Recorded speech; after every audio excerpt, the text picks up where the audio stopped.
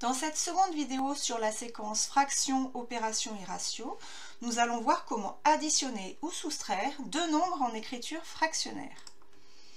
Donc pour cela, nous allons utiliser la propriété suivante qui est que pour additionner ou soustraire deux nombres relatifs en écriture fractionnaire de même dénominateur, donc je vais additionner ou soustraire les numérateurs et je vais garder le dénominateur commun. Autrement dit, si A, B et C désignent trois nombres relatifs avec ces différentes zéros, je vais avoir que A sur C plus B sur C qui va être égal à A plus B le tout sur C. Donc j'additionne les numérateurs A plus B et je garde le dénominateur commun qui est C.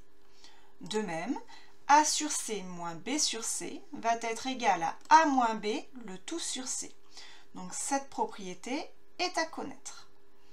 Deuxième propriété, cette fois-ci je veux additionner ou soustraire deux nombres relatifs en écriture fractionnaire, mais cette fois-ci qui n'ont pas le même dénominateur. Et bien dans ce cas, je dois d'abord les réduire au même dénominateur et ensuite j'appliquerai la règle précédente qui est encadrée. Donc ces deux propriétés sont à connaître par cœur. Alors maintenant, application dans les exemples suivants. Le premier exemple est 2 sur 7 plus 8 sur 7. Donc ici, j'ai le même dénominateur qui est 7. Donc je vais garder le dénominateur commun et je vais additionner les numérateurs, ce qui va me donner 2 plus 8, le tout sur 7. 2 plus 8, cela fait 10, donc c'est égal à 10 sur 7. Deuxième exemple, 5 tiers moins 2 tiers. Donc pareil, ici j'ai un dénominateur commun qui est égal à 3. Donc je vais garder ce dénominateur commun et je vais soustraire les numérateurs. Donc je vais faire 5 moins 2, le tout sur 3. 5 moins 2 qui fait 3, donc c'est égal à 3 tiers, et 3 tiers, si je le calcule, cela fait 1. Troisième exemple, 2 quarts moins 5 huitièmes. Donc cette fois-ci, j'ai deux dénominateurs différents. Donc le premier est 4 et le deuxième est 8. Donc il va falloir que je réduise les deux fractions au même dénominateur. Alors il se trouve que 8 est un multiple de 4. Donc je vais tout mettre sur 8. 2 quarts, c'est égal à 4 sur 8. Donc ça va être égal à 4 sur 8 moins 5 sur 8.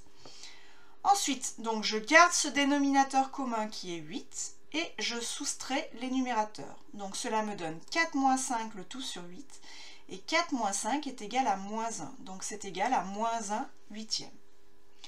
Et enfin, dernier exemple, 2 tiers plus 5 douzièmes. Donc ici, pareil, les dénominateurs sont différents, j'ai 3 et 12, mais il se trouve que 12 est un multiple de 3.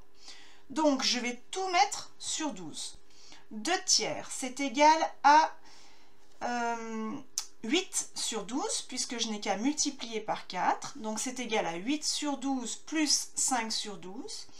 Maintenant, je garde le dénominateur commun qui est 12. J'additionne les numérateurs, ce qui me donne 8 plus 5, le tout sur 12, et ce qui fait 13 douzièmes. Voilà pour les exemples de calcul.